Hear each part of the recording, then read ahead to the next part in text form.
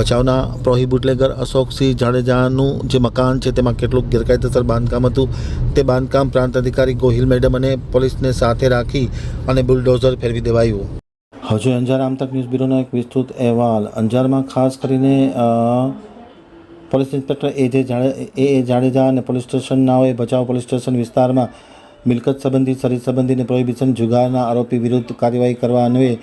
ભચાઉ વિસ્તારના પ્રોહી listed bootlegger Ashoksinh બાલુભા Jadeja રહે દરબારગઢ ભચાઉના નામે ઇન્દ્રાબા અશોકસિંહ જાડેજાના ભચાઉના રહેણાંક મકાનમાં ગેરકાયદેસર રીતે